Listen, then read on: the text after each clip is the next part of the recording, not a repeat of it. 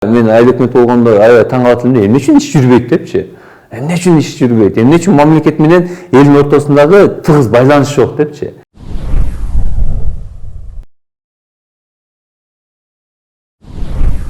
Көрсө бизде ортомчу мындай бийликтер өтө көп да. Айыл өкмөт, аким, губернатор, анан кийин министрлик, өкмөт, анан кийин президенттин администрациясы ушундай бир бюрократиялык система бар да, ушул бизге орун албайт. Анан эмне болду? Мына эми болор иш болду. Ал дагы революцияны көрдүк. Жапаров Садыр Нуркожоевичке кандай бир ишеним болду, жалпы мамлекет боюнча бир ишеним болуп, жада калса ушундай сөздөр айтып калды, акыркы үмүтүбүз депчи. Кылымдарды карып келип аткан кыргыздын үмүтү бул менен өчүп калбайт болуш керек, бул туура эмес. Бирок ушундай ишенимдин деңгээлин айтып атат да. Анан албетте мындай ишеним болгондон кийин көзөмөлдө ушунчалык болорун билишибиз керек да.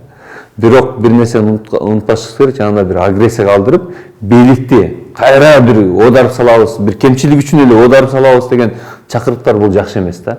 Жакшысын жакшы деп, жаманын жаман деп, туура эмесин туура эмес деп айтып, сындап турушубуз биздин милдет.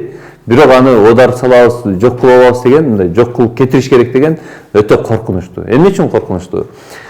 Карап көрүңүз, улуттук дагы бир ушундай ишенимди жараткан, жалпы мамлекетке ишенимди жараткан адам чыгышы мүмкүнбү деген маселе бар да.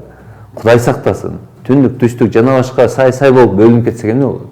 Ошол себептен мына мамлекеттүүлүктү ойлосок, мамлекеттин ыдырап кетишин каалабасак, мамлекеттин өнүгүшүн чындап каалай турган болсок, анда бүгүнкү бийликке сын айтасыңбы, же жардам бересиңби, эмне кыласың, же кеңеш бересиңби, же сөгөсүңбү, бирок жардам бер да. Балким кээ бир учурда сенин мындай тырмакчанын ичинде сөккөнүң дагы жардам болушу мүмкүн да. Бирок мындай ашыкча нерсеге барба деп айтат элек да, чакырат элек. Андай нерсеге барбаш керек. Бирок сын кандай ишеним менен келген болсо, сын дагы ошондой айтылып туруш керек. Себеби коомдук көзөмөл болбосо, бат эле мындай колеядан чыгып кетиши мүмкүн да. Ал менен бийликте иштеп аткан адамда ката сөзсүз болот. Ташты эле мөмөлүү дарак урулат да, терекке таш эч ким урбайт да. Не десе мөмөсүн жеш үчүн.